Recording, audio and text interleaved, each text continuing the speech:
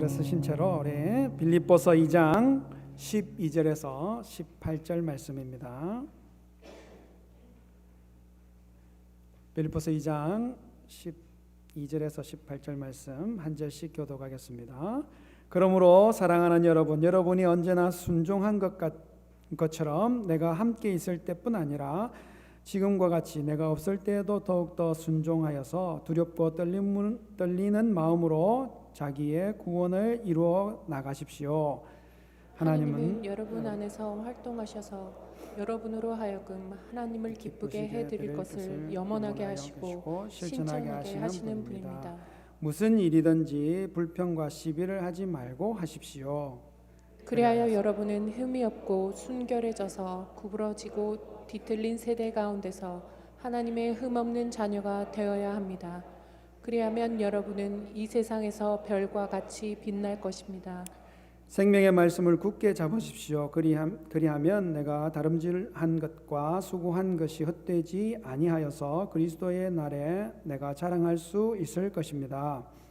그리고 여러분의 믿음의 제사와 예배에 나의 피를 붓는 일이 있을지라도 나는 기뻐하고 여러분 모두와 함께 기뻐하겠습니다. 여러분도 이와 같이 기뻐하고 나와 함께 기뻐하십시오. 아멘. 이것은 하나님의 말씀입니다. 하나님께 감사드립니다. 아멘. 자리에 앉아 주십시오.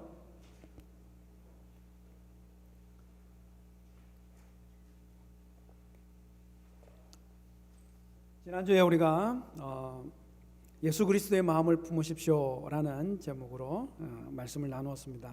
기억하시는지요? 한 주간 예수 그리스도의 마음을 품고 이렇게 지내셨는지 모르겠습니다. 우리가 어떤 마음을 품고 사는가 하는 것이 아주 중요하다고 말씀드렸죠. 왜냐하면 우리의 품은 마음에 따라서 그 마음에서부터 우리 무엇이 나올 건가 결정되고 우리는 어떤 사람인가도 결정되기 때문에 그렇다 말씀을 드렸습니다. 그래서 마음을 품으시되 하나님이 기뻐하실 수 있는 마음, 예수 그리스도의 마음을 품으시라 강조했던 것이죠. 그렇게 이제 설교를 했는데요. 예배 후에 어떤 한 분과 이렇게 대화를 하게 되었어요. 대화하는 중에 제가 목사님 설교에 딴지를 좀 걸겠습니다. 이렇게 하시면서 하나님이 마음 중심을 보시는 거 맞긴 맞지만 너무 강조된다는 거예요. 외모는 안 중요합니까? 외모도 마음만큼이나 중요하다는 말씀이죠.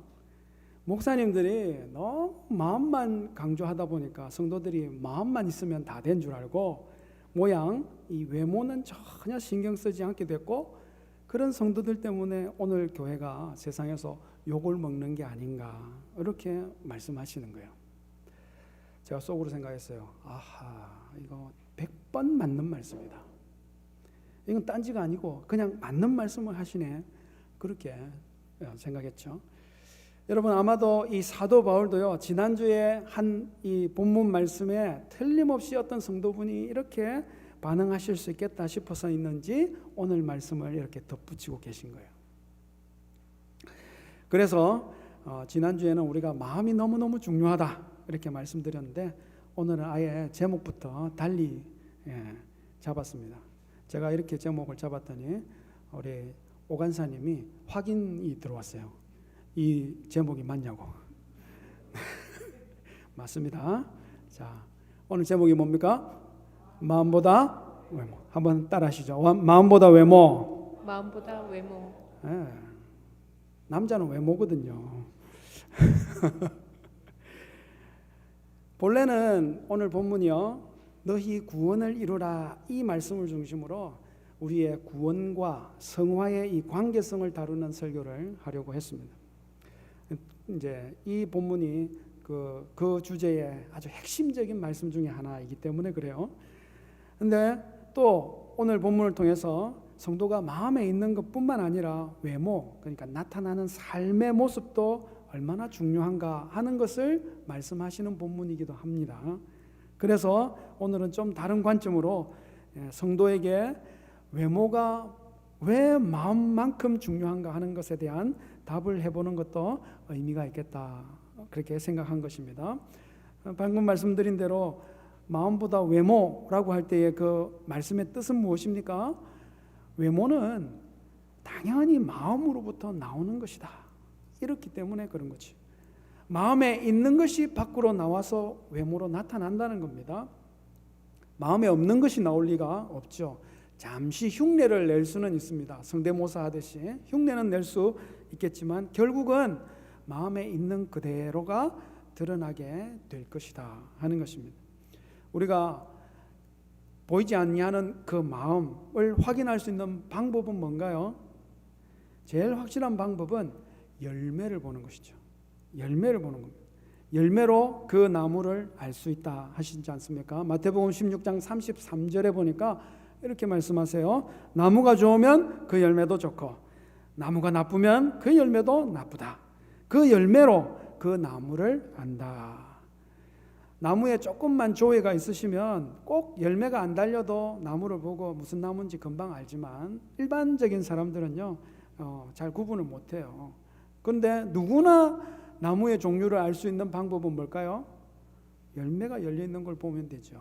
우리 교회 마당도 보니까 저쪽에 도로변 쪽에 대추나무가 있습니다. 사무실 쪽에 뒤쪽에는요 감나무가 있어요. 어떻게 그렇게 쉽게 알 수가 있죠? 대추나무에는 대추가 주렁주렁 열려요. 지금 거의 썩고 있어요. 이쪽은요 감나무가 열려 있다니까요. 감나무가. 여러분 우리의 인생, 우리의 믿음의 삶에도 똑같은 방식으로 확인이 가능한 겁니다.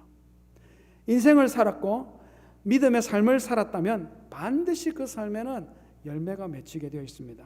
우리가 어떤 믿음으로 살았는지, 우리가 어떤 믿음을, 어떤 것을 마음에 품고 살았는지 지금 당장은 확인이 안 될 수도 있어요. 그러나 어느 순간 그 사람에게서 그 사람의 열매가, 믿음의 열매, 인생의 열매를 딱 보게 되면 아, 이런 사람이었구나 알게 되는 것이죠. 어찌어찌 사람의 눈은 잘 속였다고 합시다. 그럴 수도 있거든요. 잘 숨기고 잘 감추고 정말 안 드러나게 성공적으로 감추었다 칩시다. 그게 하나님 앞에서야 드러난다면 망한 거죠. 그건 망한 겁니다. 여러분 그래서 우리가 열매가 맺히기 전에, 맺혀서 확인하기 전에 내 믿음의 정체를 확인하고 새롭게 되는 일들이 중요하다 싶은 거죠. 오늘 말씀을 통하여 나 자신의 그 나무가 어떤 나무인지를 확인해 보실 수 있기를 바라요. 나무가 좀 나쁜 나무인 것 같이 느껴지십니까? 감사하시면 됩니다. 왜요? 아직 늦지 않았어요. 숨기려고 하지 말고 여러분 하나님 앞에 내 나무의 모습 그대로 가지고 나가서 십자가 나무에 접붙여 주시고 새롭게 해달라고 기도하실 수 있기를 주의 이름으로 축복합니다. 여러분 내 마음, 나는 어떤 나무인가 어떻게 볼 수 있을까? 완전히 열매가 맺혀가지고 확인하기 전에 스스로 확인할 수 있는 바로미터, 기준점이 오늘 말씀에 있는 겁니다. 오늘 말씀의 원래 주제는 뭐라고요? 구원과 성화의 관계. 어떻게 구원받고 어떻게 성화되어 가는가? 그게 핵심인데요. 그 구원과 성화를 설명해가는 과정을 가만히 보면 아, 어떤 나무겠구나라고 충분히 유추해 볼 수 있는 그런 기준점이 나오더라 하는 겁니다. 여러분, 나는 어떤 나무인지 무엇을 보면 감을 잡을 수 있을까? 첫 번째로 구원받은 성도라면 일상에서 항상 하나님을 바라봅니다. 한번 읽어보겠습니다. 시작. 구원받은 성도라면 일상에서 항상 하나님을 바라봅니다. 좋은 나무는요, 좋은 열매가 나타나기 전에 이미 그의 일상에서 항상 하나님을 의식하고 살아간다는 말씀이에요. 나쁜 나무는요, 나쁜 열매를 보기 전에 이미 자기 일상에는 하나님을 전혀 생각도 하지 않고 하나님을 의식하지 않고 살고 있어요. 우리 오늘 본문 12절을 한번 읽어보겠습니다. 12절 시작. 그러므로 사랑하는 여러분, 여러분이 언제나 소중한 것처럼 내가 함께 있을 때뿐만 아니라 지금과 같이 내가 없을 때에도 더욱더 순종하여서 두렵고 떨리는 마음으로 자기 구원을 이루어 나가십시오. 빌립보 교회 성도들이 사도 바울이 그들과 함께 있을 때는 언제나 순종을 잘했던 것 같습니다. 언제나 순종을 잘했어요. 당연히 보는 눈이 있으니까, 사도 바울이 있을 테니까 그럼 순종하는 척이라도 했겠죠. 그런데 내가 함께 있을 때뿐 아니라 여러분, 지금 내가 함께 있지 않은, 지금 내가 없을 때도 더욱더 순종하는가? 두렵고 떨리는 마음으로 자기의 구원을 이루어가고 있는가를 보라는 거죠. 지금 우리 교회 상황이 딱 그런 것 같습니다. 담임 목사님 지금 부재 중이신 거죠. 담임 목사님이 계실 때나 안 계실 때나 항상 순종함이 똑같아야 한다는 것입니다. 담임 목사님 계실 때에는 하던 일인데 지금 안 하고 있다면 안 되는 거예요. 담임 목사님 계실 때에 하지 않던 일인데 지금 안 계시다고 하고 있으면 안 되는 거죠. 우리 일상에는 어떤 것입니까? 교회에서는요, 구원받은 사람같이 살아요. 근데 직장이나 가정이나 그냥 일상생활에서는 전혀 구원받지 않은 사람처럼 사는 사람이 있습니다. 누가 본다고 할 때는, 누가 있을 때는, 혹은 그렇지 않을 때는 말과 행동이 전혀 다르다면 여러분, 그의 삶에 하나님이 의식함이 있을까요? 이런 사람은 거의 그냥 열매를 안 봐도, 끝까지 안 봐도 어떤 나무인지 대충 짐작이 되는 거죠. 내가 그런 것 같나? 느껴지시면 늦지 않았습니다. 얼마나 감사합니까? 주님 앞에 철저하게 회개하고 나무를 변화시켜 주십시오. 기회가 있는 거잖아요. 여러분, 진정으로 구원받은 하나님의 사람이라면 하나님을 의식함이, 그래서 하나님 앞에 행동함이 이렇게 되어지는 겁니다. 스펄전 목사님의 설교 중에 그런 예화가 있어요. 한 귀족의 가정에 한 하녀가 취직을 해서 일하게 됐습니다. 감사하게도 몇 년간 일하는 중에 이 귀족의 삶과, 참 그 귀족이 좋은 그리스도인이었던 것 같아요. 그래서 그 귀족의 삶과 가족들의 삶을 보면서 감동을 해서 이 하녀가 예수님을 영접하고 믿게 된 것입니다. 이런 게 믿음의 삶의 열매죠. 그 주일날 이제 하녀가 이렇게 주인 가정과 가족과 함께 예배를 참석했는데, 그 사실을 알게 된 목사님이 이 예배 중에 그 하녀를 불러서 간증을 시켰습니다. 간증을 부탁했죠. 그 하녀가 나와서 이렇게 간증을 합니다. 저는 진실로 예수님을 믿고 하나님의 딸이 되었고요. 저는 하나님 앞에서 제 인생을 살아가기로 결심했습니다. 저는 변화되었어요. 제가 어떻게 변화되었는지를 이렇게 가만히 살펴보니까, 전에는 제가 청소할 때 구석진 곳, 그늘진 곳, 사람들이 잘 보지 않는 곳은 청소하지 않았어요. 전에는 카페트의 밑바닥을 닦아본 적이 없습니다. 그러나 이제 저는 하나님의 딸이 되었고 언제나 하나님 앞에서 살기로 결정했기 때문에 저는 이제 주인집 카페트 밑바닥 늘 쓸고 닦습니다. 사람들이 전혀 보지 않은 곳, 찾지 않은 곳, 그런 곳도 늘 깨끗하게 청소합니다. 여러분, 진정으로 예수 그리스도를 구주로 믿고 하나님의 자녀가 된 사람은 이런 삶의 모습이 바뀌는 거죠. 하나님 앞에서 행하는 것입니다. 우리의 일상에서 하나님이 의식이 됩니까? 구원받은 하나님의 백성의 삶 가운데 가장 큰 변화가 이겁니다. 자기 삶에 하나님이 늘 의식이 되는 것. 네, 그런 것 같아요. 틀림없이 예수 믿는 사람입니다. 좋은 나무 맞습니다. 누가 보든지 보지 않든지 우리의 일상에 그 행동이 다르지 않다면, 다르시다면 자기를 깊이 돌아보십시오. 내 삶의 일상에서 언제나 하나님을 생각하고 의식하고 있는 것, 그것이 내가 어떤 나무인지를 나타내 보여주는 기준점이다 하는 것이죠. 그런데 오늘 말씀해 보니까 너희 구원을 이루라라고 말씀하시잖아요. 이 말씀은요, 구원이 처음부터 그렇게 완전히 모든 영역에서 완성된 것 같지는 않을 수도 있다 하는 것을 의미하는 것이죠. 구원이 불완전하다는 뜻이 아닙니다. 예수 그리스도께서 완전한 구원을 내 속에서 이루어 주셨는데 그 구원의 영향력이 내 삶에서 끼쳐지는 부분에 있어서 점진적인 부분이 있다 하는 것을 얘기하는 것이죠. 여러분, 내 삶의 일상에서 점점 더 많은 영역에서 하나님을 바라보고 하나님을 의식함으로 구원을 온전히 온 삶에서 모든 영역에서 온전히 이루어 나갈 수 있는 우리의 모든 성도님들 되시기를 주의 이름으로 축복합니다. 내가 어떤 나무인가 열매를 보기 전에 확인해야 되는데요.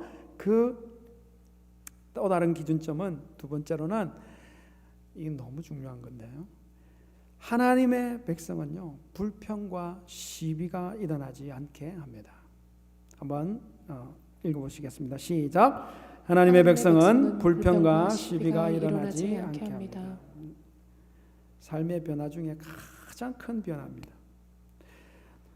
누군가가 무슨 일을 하는데 내가 불평하고 시비를 걸고 있더라. 그런 경우. 반대로 내가 무슨 일을 하는데 사람이 계속 불평하고 시비가 걸리더라. 양쪽 다 해당이 되는 겁니다. 13절 14절을 한번 읽어보겠습니다. 13절 14절 13절 14절 시작. 하나님은 여러분 안에서 활동하셔서 여러분으로 하여금 하나님을 기쁘게 해드릴 것을 염원하게 하시고 실천하게 하시는 분입니다. 무슨 일을 하든지 불평과 시비를 하지 말고 하십시오. 개정개혁판에서는요 13절을 이렇게 번역해요. 너희 안에 행하시는 이는 하나님이시니 자기의 기쁘신 뜻을 위하여 너희에게 소원을 두고 행하게 하시느니라. 여러분, 이게 하나님이 세상에서 일하시는 방식입니다. 만물을 창조하시고 운행하시는 전능하신 하나님이 뭐 못할 게 있어서 불완전한 사람을 통해서 일하려고 하실까요? 그게 하나님이 이 땅에서 하나님 일을 하시기로 작정하신 방식이에요. 그래서 하나님은 하나님의 백성에게 하나님이 하시고자 하시는 그 일에 대한 소원을 마음에 주시는 겁니다. 그리고 그 소원을 따라서 하나님의 백성이 일할 수 있도록 힘과 재능과 은사를 주시는 거죠. 그런데 하나님의 소원을 쫓아서 이루기 위하여 일하는 방식, 그 형태에 있어서는 우리가 가지고 있는 습관이나 우리의 삶의 그 태도에 따라서 나타나게 된다는 거예요. 바로 이 부분이 마음보다 외모라는 부분에서 중요한 거예요. 하나님께서 주신 선한 소원을 쫓아서 그렇게 일을 하려고 하는데 막상 일을 보면 탁탁 막히고 짜증이 폭발하고 불평이 솟구치고 시비거리가 딱딱 생기고 막 그럴 수 있는 거죠. 교회에서든 가정에서든 뭐 누가 일을 하는데 특히 하나님의 선한 일을 하는데 불평이 나오고 시비가 걸리는 경우가 있잖아요. 있습니다. 뭐가 문제일까요? 하나님이 우리 마음에 주신 소원이 문제입니까? 그 소원을 이루려고 그 삶으로 나타내려고 하는 내 방식의 문제일까요? 여러분, 내 주변에서 불평과 시비가 생긴다 그러면 딴 데 보지 마시고 내 삶, 내 내면에 자기가 행하고 있는 이 방식을 점검하셔야 하는 겁니다. 3절에 나와 있는 것처럼 혹시 내가 다툼이나 허영으로 일을 하고 있지는 않나. 제 경험상으로는요, 문제의 대부분은 이 말이에요.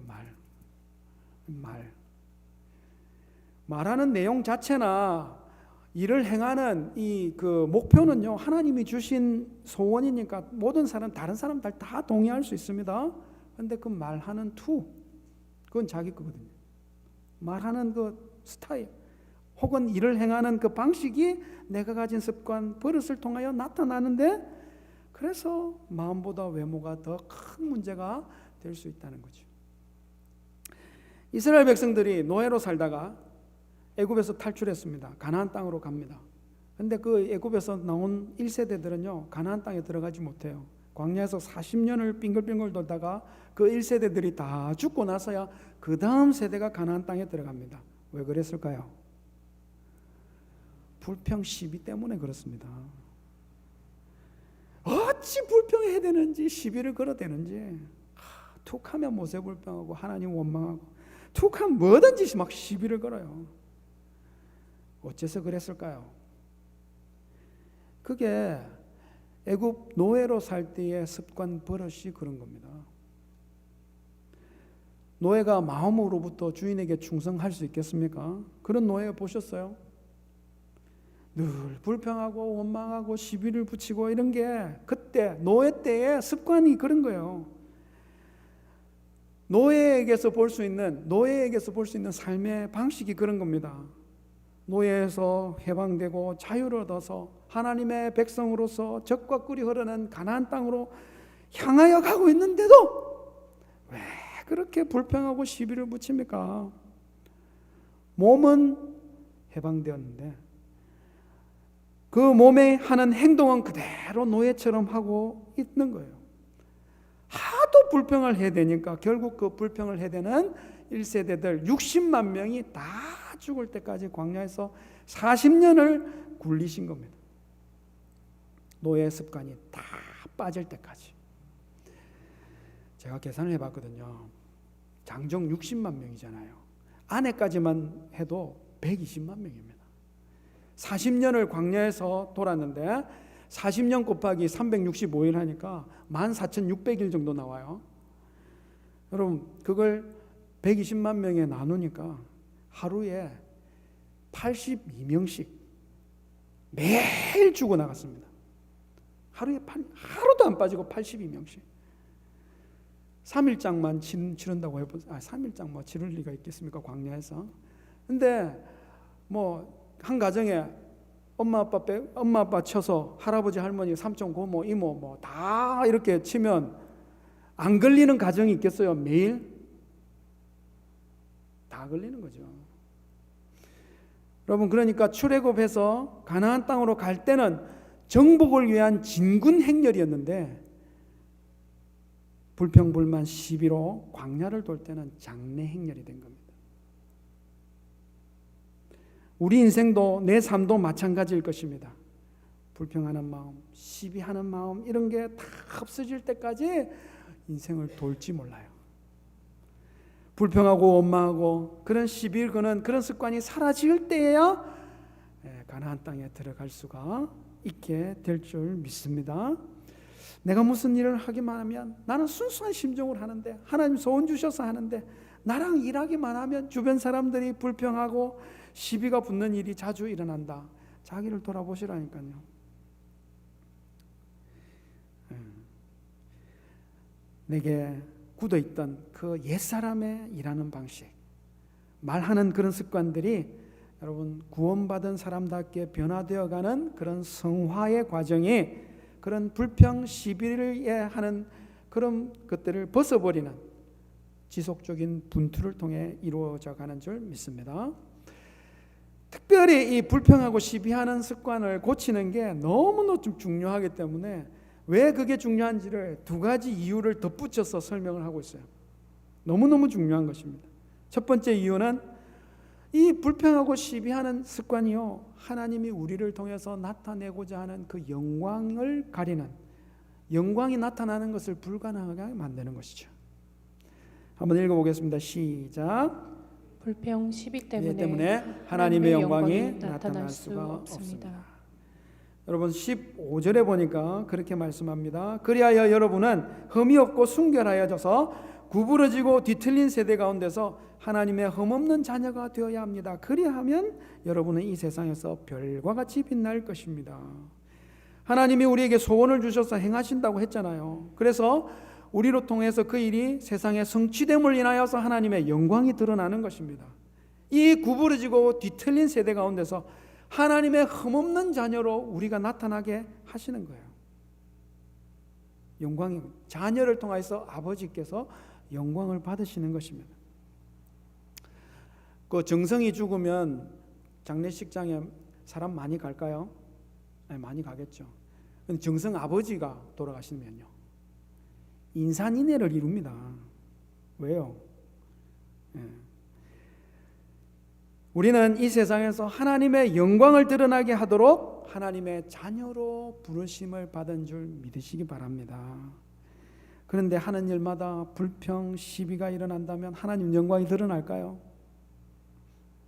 의도는 좋아요. 마음은 좋습니다. 그러나 그런 불평, 원망, 시시비를 계속 가리려고 하는 그런 것은 그런 걸 통해서 하나님의 영광이 드러나는 일이 물 건너가는 겁니다. 우리가 불평, 시비를 없애야 하는 또 다른 이유는요, 열매를 지키기 위해서입니다. 한번 읽어보시죠. 시작. 불평과 시비 때문에 열매를 잃어버립니다. 16절에 보니까 그렇게 나옵니다. 생명의 말씀을 굳게 잡으십시오. 그리하면 내가 다름질한 것과 수고한 것이 헛되지 아니하여서 그리스도의 날에 내가 자랑할 수 있을 것입니다. 여러분, 불평 시비가 일어나고, 그런데 생명의 말씀을 굳게 잡으라고 합니다. 왜요? 지금까지 사도 바울이 노력하고 수고했던 모든 것들이 헛되지 않게 하려고. 여기 헛되다는 말이 앞에 우리 자신을 비워, 자기를 비워 할 때 그 말과 똑같습니다. 아무것도 아닌 것처럼 된다 하는 거죠. 목숨을 걸고 복음을 전하고 정말 사랑으로 섬겨서 예수님을 믿게 했는데 불평 한 번에, 여러분, 시비 한 번 그런 일로 믿음을 저버리고 실족하게 되는 일이 얼마나 많습니까? 헛수고가 되어버리는 거예요. 이 일이 얼마나 중요했던지 한 사람을 실족시키려고 한다면 차라리 연자맷돌을 목에 달고 물에 빠져 죽으라 그러잖아요. 범죄할 것 같으면 오른손 찍어내버리라 그러잖아요. 그런 각오로 구원 얻은 영혼을 지켜내도록 우리는 내게 무슨 습관이든지 다 바꾸고 선한 일을 선하게 할 수 있는 통로가 되어야 될 줄 믿습니다. 시시비비하는 그런 습관, 불평하는 그런 습관 안 고치면요, 정말 하나님 앞에서 자랑할 것 열매가 하나도 없게 그렇게 될 수가 있는 것입니다. 더 이상 옛사람의 습성대로 답습하지 아니하고 새 사람이 해야 할 일을 새 사람답게 행할 수 있도록 자기를 하나님 앞에 날마다 순종시켜 내실 수 있는 우리 성도님들 되시기를 주의 이름으로 축복합니다. 끝까지 열매를 안 봐도 우리 습관이나 어떤 행동 패턴을 보고 우리의 믿음의 정체를 가름해 보는 것이 중요한 것입니다. 변화될 수 있잖아요. 늦지 않은 거죠. 하나님 앞에 변화될 수 있는 기회를 주시는 것이죠. 구원받은 성도라면 일상에서 항상 하나님을 바라봅니다. 그리고 하나님의 백성들은요, 이렇게 불평과 시비가 일어나지 않도록 애를 쓰는 거예요.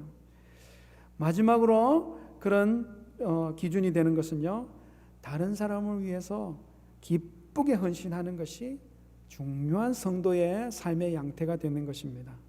우리 한번 읽어보겠습니다. 시작. 하나님의 사람은 다른 사람을 위해 기쁘게 자기 전부를 드립니다. 이게 하나님의 사람이 사는 삶의 방식이에요. 자기 자신을 전부 내어드리는 것입니다. 사는 방식이 이러니까 나타나는 외모가 왜 중요한지 아시겠죠? 그게 보인다니까요.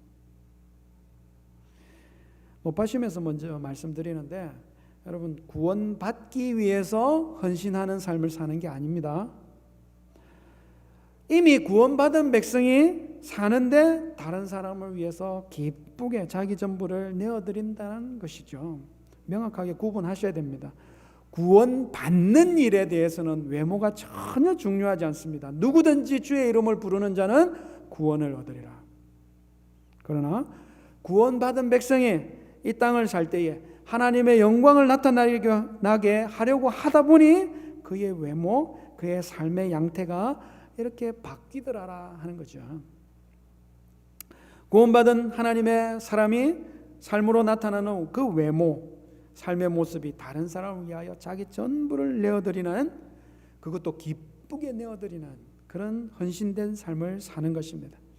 17절 18절 우리 한번 읽어보겠습니다. 17절 18절입니다.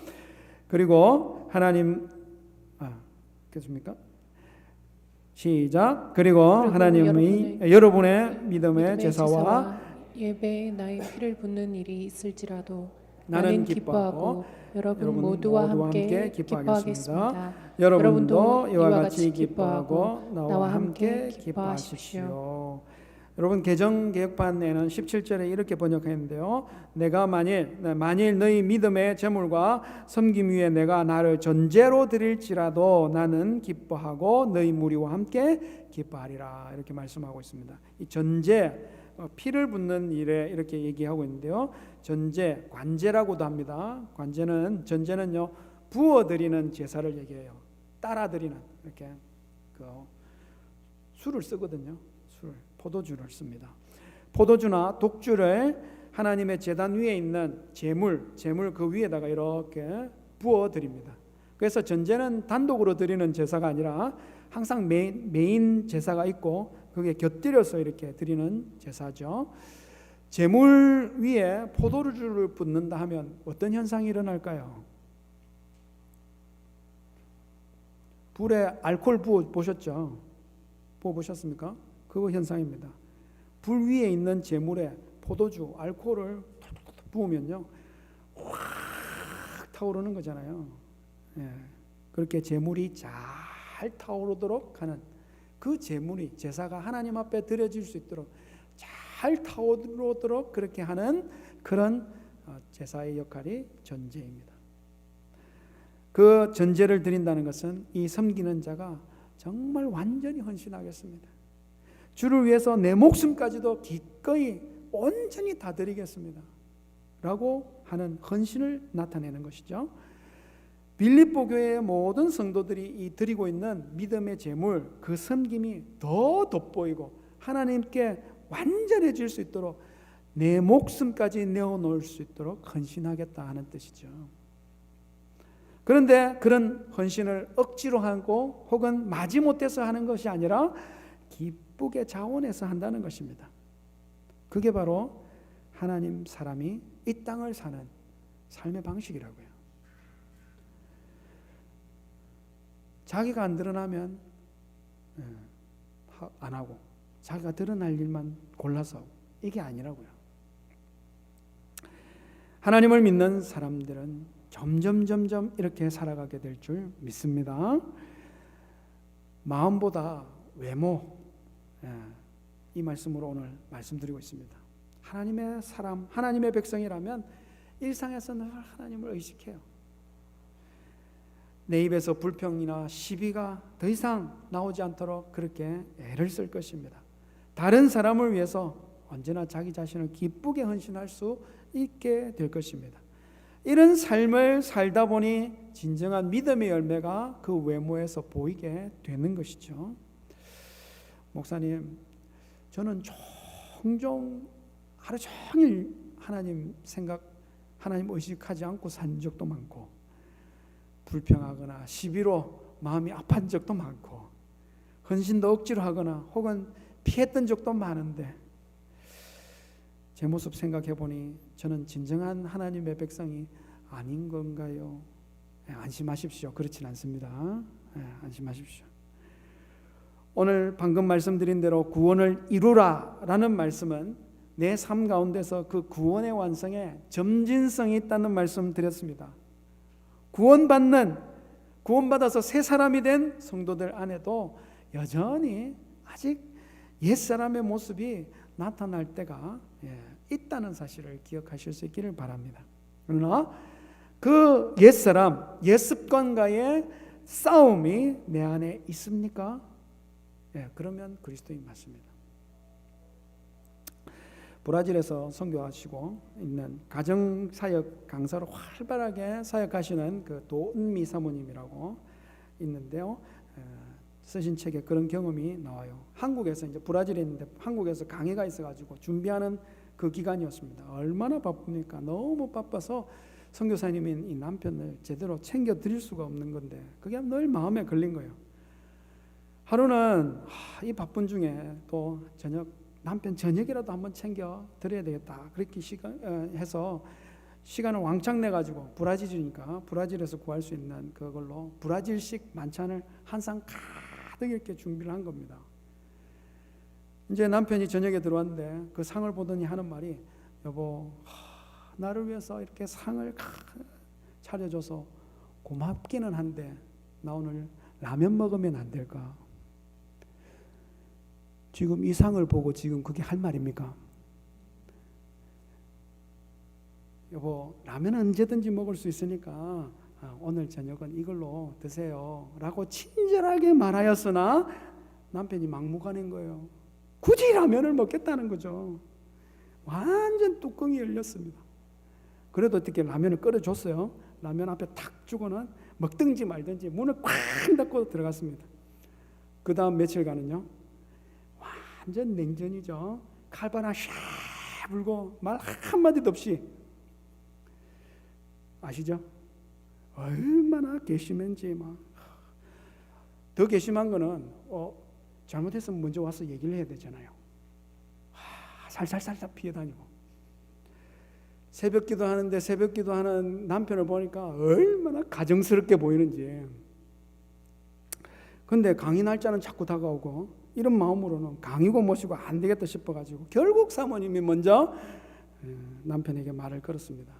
근데 그제서야 사정을 얘기하는 거죠. 그 선교사님이요, 남편 선교사님이 그날따라 어떻게 아침부터 속이 이상하게 더부룩하고 메스꺼웠다는 거예요. 사역을 하는 하루 종일 오늘 집에 들어가면 얼큰한 라면 국물 꼭 먹어야 되겠다 그렇게 생각 하루 종일 하고 있었던 거예요. 근데 집에 와 보니까 브라질식 이 만찬이 한 상 가득 차려져 있는 거예요. 이 브라질 음식이 기름을 많이 써가지고 이게 기름진 음식이 많답니다. 하루 종일 메스꺼웠는데 그런 음식을 보니까 도저히 먹을 수가 없었던 거죠. 사모님이 더 속상한 것은 이 자기 그 성품 때문에 남편이 말을 못 붙인 거죠. 성품을 나타내는 4가지 단계의 말이 있는 거 아시죠?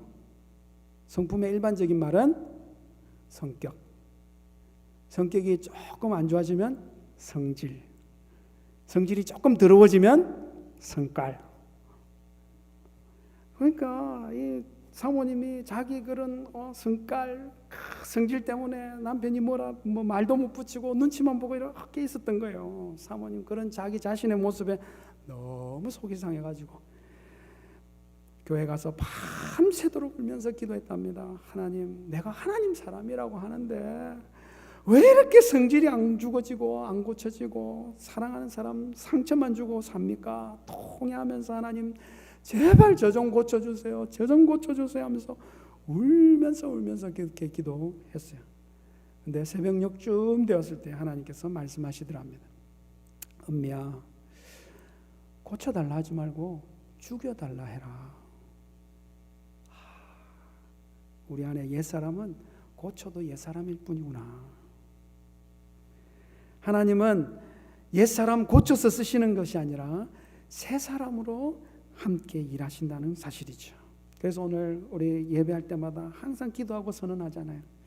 그런 적 누구든지 그리스도 예수 안에 있으면 새로운 피조물이라. 이전 것은 지나갔으니 보라 새 것이 되었도다. 여러분, 구원받은 하나님의 사람들의 삶은요, 그래서 옛사람을 죽이는 분투하는 삶인 것입니다. 새 사람으로 사는 삶을 날마다 일상에서 연습하고 훈련하는 삶이 그리스도인의 삶인 거죠. 그런 분투함이 여러분 어떻게 나타난다고요? 일상에서 하나님을 날마다 의식하고 불평과 시비를 거치고 다른 사람을 위해서 기쁘게 헌신하도록 애쓰는 삶, 그렇게 나타나는 겁니다. 그렇게 구원받은 백성이 자기의 구원받은 구원을 삶의 온 영역으로 점점 이루어 가는 삶이 그리스도인의 삶인 것이죠. 마음에 주신 구원이 그런 믿음의 분투를 통하여 우리의 외모까지 보여질 수 있도록 구원받은 하나님의 백성답게 변화되어 갈 수 있기를 소원합니다. 옛사람은 고치는 게 아니라 완전히 죽이는 거예요. 오늘 이 피를 붓는 분투함을 계속 하심으로 주님이 우리의 마음에 이루신 구원의 은총을 삶의 모든 영역에서 온전히 이루어 가실 수 있는 우리 모든 성도님 되시기를 주의 이름으로 축복합니다.